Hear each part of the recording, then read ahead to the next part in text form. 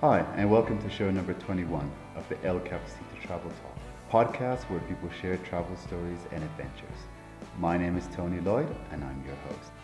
I'd like to thank all the people who have been following and supporting us so far, and for the new people, I'd like to encourage you to subscribe so that you too could get all the updates as soon as they come in. If you're interested in donating to our show, please take a look at the travel notes to see how you could do so.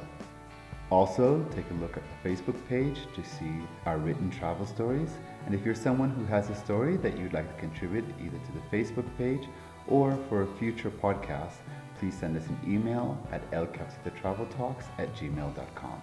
Any other questions or comments that you might have, you could also send to that same email, which is elcafecitotraveltalks@gmail.com. For today's show, the topic is re-entry. I talk with a couple who share with us their experience of what it was like to return home after 1 year of traveling. So please get yourself a cup of tea or a coffee and enjoy today's show. My name is Dan Hoffman. I'm from the United States. My husband and I were in the Navy for a while, so we've lived in a lot of places in the United States. We're currently living in Northwest Arkansas. And my name is Dan Hoffman. I'm Kate's husband. So Kate and Dan, we actually met almost 3 years ago now, here in Cuenca, Ecuador. The reason I wanted to catch up with you today is I wanted to talk about the re-entry after you've been traveling. But what we'll do is first we'll go through and I'll ask you what were some of your reasonings for traveling and then some of your highlights while you're on the road. And then we'll talk a bit about what it means to return home. Kate has written 2 articles on our Facebook page. First one is If I Die Tomorrow, which actually explains about her and Dan's reasonings for traveling, and then what a difference a year makes, which explains also in more details about parts of their trips throughout that year. You can read either of the 2 articles to get some more information on that part. So what were your reasonings for deciding to travel? Yeah, so our reasonings kind of go back a ways. We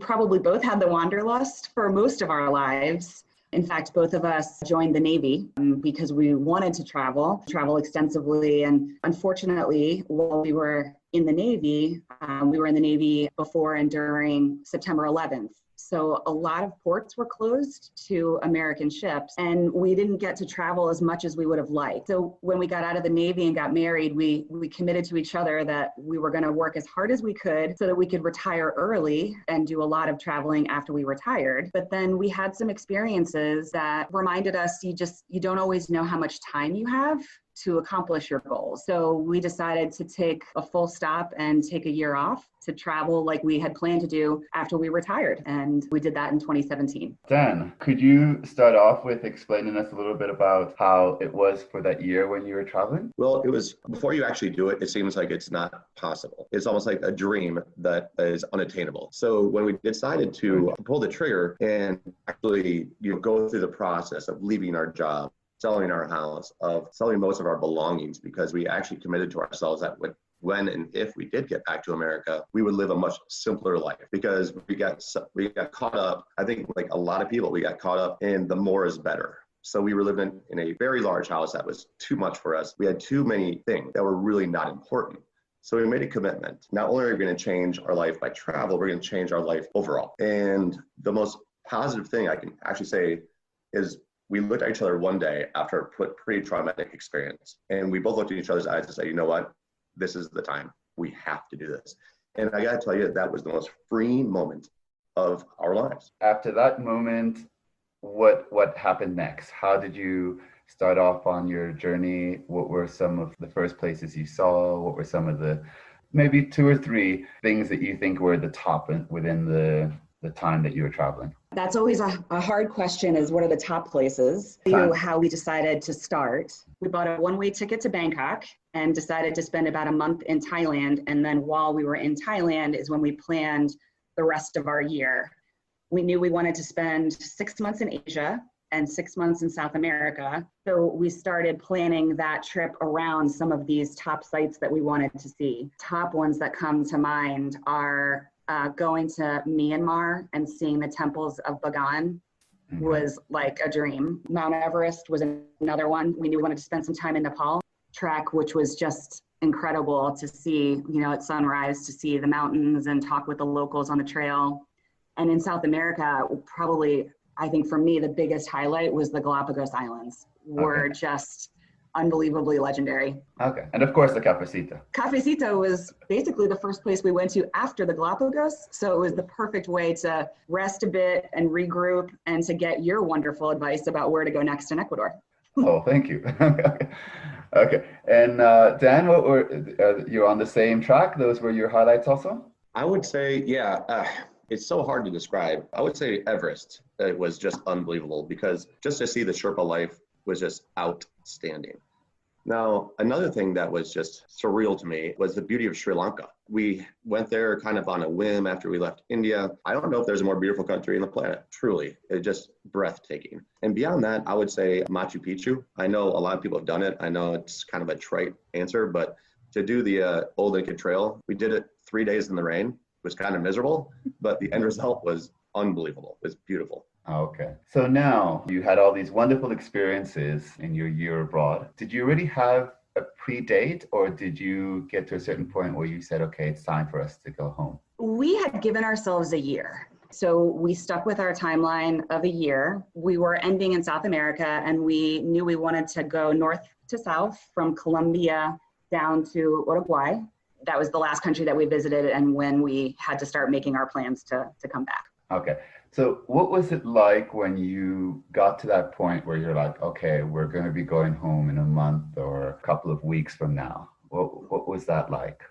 Extremely stressful, put it mildly. It's amazing how fast a year can go. Come back to America, it was like the end of a fairy tale. Then we found ourselves getting back into the United States mode of thinking, and we have to do this, we have to do that. Which, I mean, obviously we had to do, but we were trying to squeeze in one last trip. We did. We ended our travels of a year going to Iguazu Falls, which was amazing. But I will say this, when we did make the decision to come back to America and make all these plans to return and the logistics, that's when we actually started to argue. We hadn't argued for almost an entire year. Just the stress of knowing that we're going back to our old lives was extremely stressful. And I know that obviously these are personal things you probably discussed, but could you maybe share one or two tidbits of what you were actually arguing about so that maybe other people could hear some of that? What's funny is I can't necessarily say that we were arguing about anything specific. Mm-hmm. It was more, I think both of us were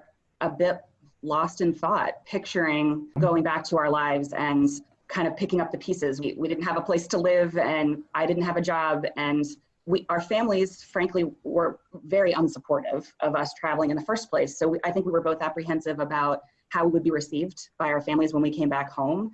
Okay. So I wouldn't say we talked about those topics specifically. I think it was in the back of both of our minds, which made us kind of bicker about small things in the moment. I remember the day we booked our flight from Montevideo back to Miami. And the reason we picked Miami is because my parents live near there and they were going to be able to pick us up. We started bickering just about what we were going to have for dinner that night because it was so stressful knowing that we were going to go back to the US to our old lives, and the people picking us up, my parents, were the least supportive of anyone of us traveling. So when you made that phone call to them and said, we're coming home, can you pick us up at the airport? Do you remember what that phone call was like? I was so nervous to make that phone call. And to be honest, I probably would have preferred to go back somewhere in the US where someone else would be the first people that we saw.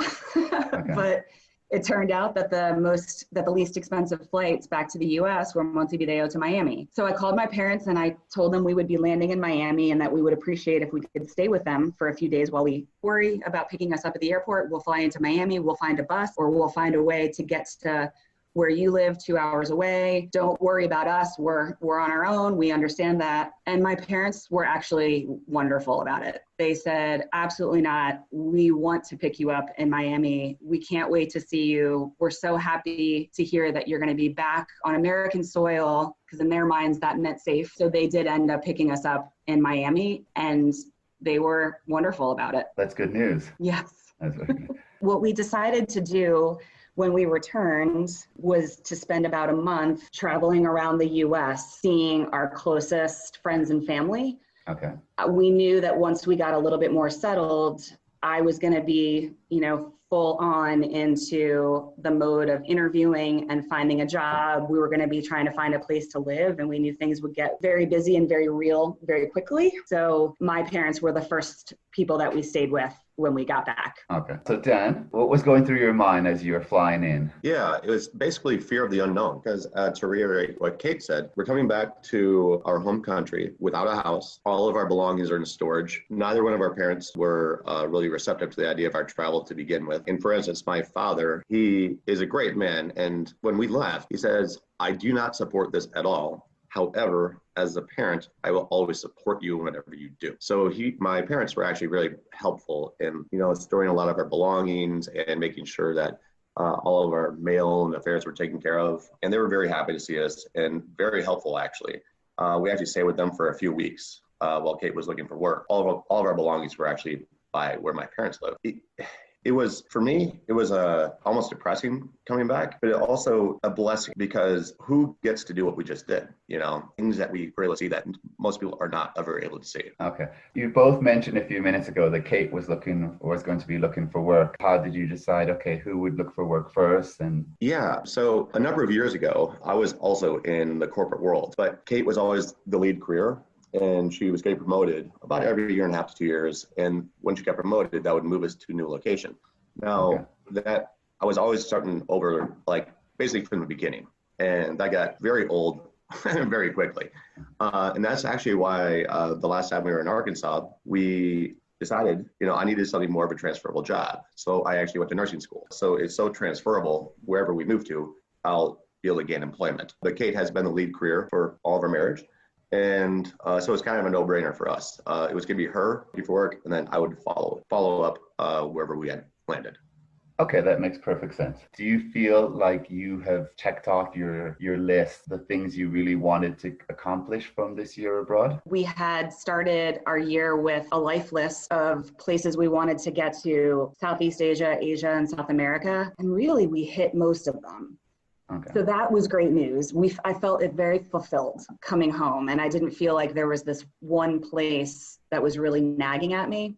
Mm-hmm. Maybe Easter Island. That's the one place we didn't really get to. But that being said, in no way would I ever say that we're done traveling. So you'll definitely be back on the road again. I talked about your parents, both of your parents, but some of the reactions with friends and explaining to them about their story. Were you able to motivate maybe one or two of your friends to maybe think about doing something like so that is a great question. So yes, I have a very specific example of us motivating some of our friends. My friend Kim, I've known since I was 1 year old, and her husband and Kate and I have been friends for 15 years. We go on holiday together. We do everything together. In fact, we're actually going to see them in a month. That's going to be our first holiday actually since the lockdown is with them. So when we explained to them what we were doing, I'll never forget this. My friend Sam, who's a little bit older than us, he just started to cry. And I wasn't sure why. I went to him like, are you okay? He's like, I'm so happy for you guys.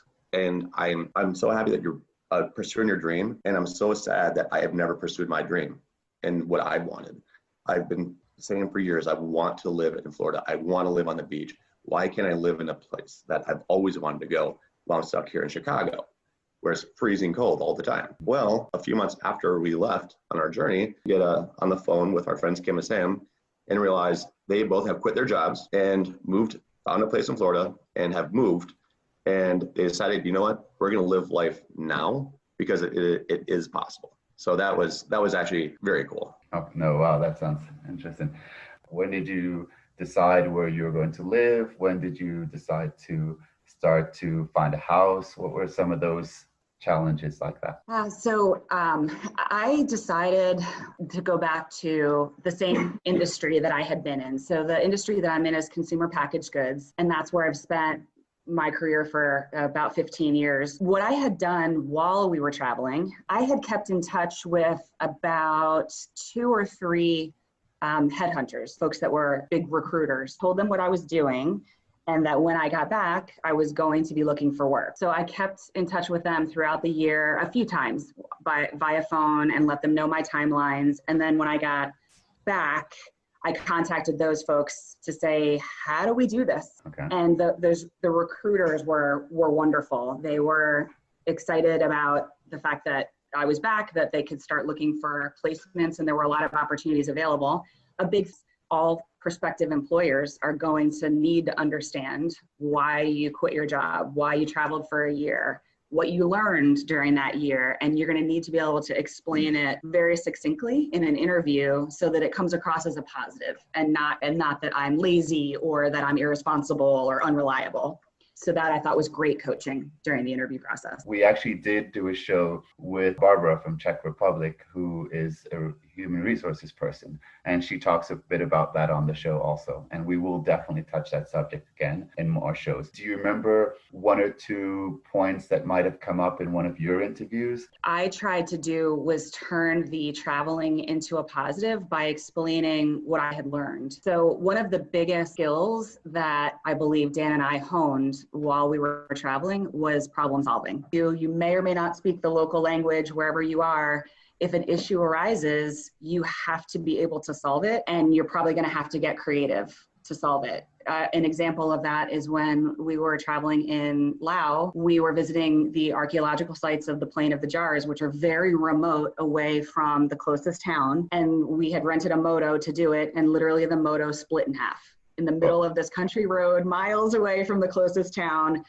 And we were able to solve it we had to split up. I hiked into the village. I finally found someone who had a cell phone, a monk who spoke a tiny bit of English and was able to explain to the locals what was happening with us. And we were able to solve it. But I actually think that giving examples of how traveling actually would make me a better sales leader was effective during interviews. Was it difficult to convince these people or did you actually come across anyone who said, oh, that was a great thing that you've done? One of the companies I was interviewing with, actually the one I ultimately joined in 2018, I had 14 interviews with that company alone, all the way up to senior leadership. And I would say one of the reasons why I chose that company was because everyone's reaction who I interviewed with, once I explained my reasons for traveling, once I explained the skills that I had learned while traveling, everyone said, that's amazing. And it also seemed like, I think they understood that I would be willing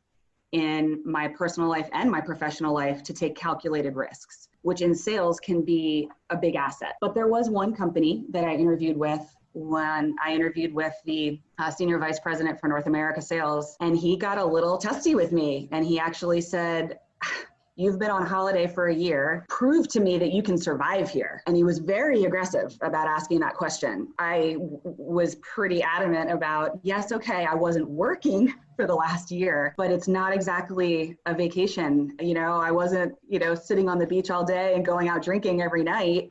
We were busting our butts, going to a new city every 3 days. Planning was paramount.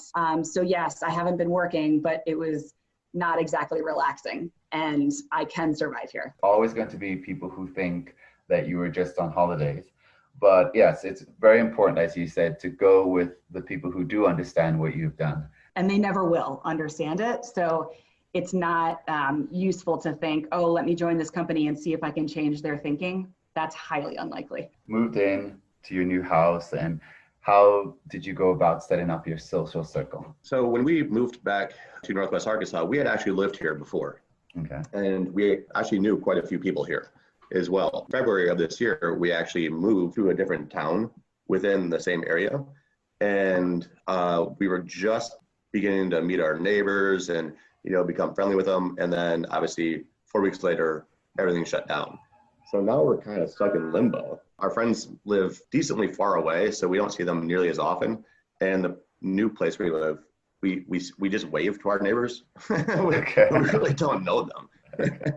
To sort of end up the meeting, to talk a little bit, if you could think of a summary of what you have learned during this transition period, and what would you like to recommend to others? It was more difficult emotionally to come back than I expected. I thought that the hard part was going to be going back into a regular life, finding a job, finding a house, kind of more the day to day.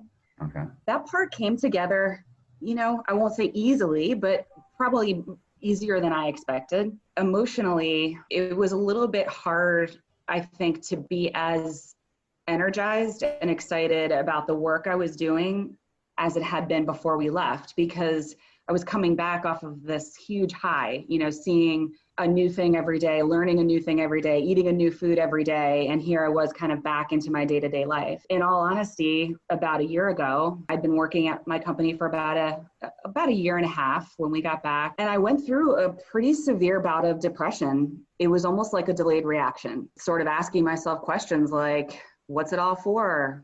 Why am I doing what I do? I know there's this incredible world out there. Why am I not continuing to experience this incredible world? Why am I doing what I'm doing? And it was a really tough, probably couple of months where I was questioning a lot. And I think that I could have done a better job being open about those type of feelings when Dan and I were first coming back. Like I said, we weren't talking specifically about the stresses that I think we were both feeling and the anxiety about returning. We were focused on what's next. And I think if I had done more of that work to talk about what I was feeling earlier on, I might not have had such a significant bout of depression after the fact. Okay. And were you able to talk with others about that, or even with Dan? Or was it something that you just kept internally? With Dan, yes. Dan and I had some long conversations because I was, it was obvious that I was not in a good way. Okay. And I tried to be as open with him as possible about how I felt and maybe the why behind it. The fact that I felt like I was maybe having this delayed reaction of, what's it all for kind of. But there is really no one else. I think I haven't tried talking with anyone else, but my assumption was I would probably get a whole lot of, oh, woe is me. You had this incredible life experience and now you want me to feel bad for you because you're back having to do what the rest of us have to do and go to work every day and live in middle America. Sorry, that's life. So I shouldn't assume that people would react that way, but that stopped me from being open with others outside of Dan about it. I think it's important when that happens, and it happens to a lot of people. And it's a good thing that you went traveling together as a couple, so you have each other to bounce off of. But there are people who sometimes go as an individual and don't have that person to bounce off of. But I think it's important to reach out to others who maybe in your area or even through internet have gone through some of those same trips, and maybe also like contacting some of the people you met along the road. That is a very true and real thing, the emotional part of getting back into the game. Absolutely right. And to back up what your point, it is very important to talk about it. And I know it was very therapeutic for Kate and for myself as well. I was going through depression as well. It is with talking with other travelers, it is a natural thing. And I see our friends in the Netherlands that we had met on our travels, it was very therapeutic for us because they did the same thing and they had to reintegrate back into their lives. So to talk with other people who have reintroduced themselves back into what we say the normal life that they had left before starting to travel, to share those experiences with each other and how you're feeling, that was extremely helpful. And I would say that's the turning point where just being able to talk about it with other people in similar circumstances really helped us get out of that funk and focus on the positives, right? Okay. And what are your plans for maybe the next few years? Yeah, so the advantage to the job that I'm in is, since I'm the international director, there are 10 international focus markets. So I manage those markets. The intent would have been this whole year, I would have spent traveling to all of those different markets, understanding their business. Obviously that didn't happen with COVID-19 lockdown. So that's what I'm hoping in 2021, fingers crossed, that I can really throw myself into. The goal of Dan being able to join me on some of those market visits where possible, so that we can kind of continue getting that energized feeling from traveling and having new experiences. And we're still planning when we retire. We still want to do what our original plan was, is to retire and kind of travel as long as we want, probably spending a few weeks in a lot of different countries until we're done. Which could be years, because honestly, people did ask us, did you ever get tired of traveling? Did you ever get tired of, seeing a new place every 3 days and being on a bus with no air conditioning? And, there's chickens on this bus. I mean, are you crazy? The simple answer is absolutely not. The travel is part of the journey, and the journey is what, for Kate and I is what life is all about. So the journey will always continue. The journey will always continue. Well, that's the time that we have for now. And hopefully I'll have you on again another time. And yeah, let's keep in touch. And so let the journey continue. Yes, always. Absolutely. We can't wait to see you again there, Tony. Great. Thanks. Thank you, Tony. Bye. Thank you for listening in. I hope you enjoyed today's show. For information on how to contact Kate and Dan and to see the 2 stories that Kate has written for our Facebook page, please take a look at the links of the podcast notes.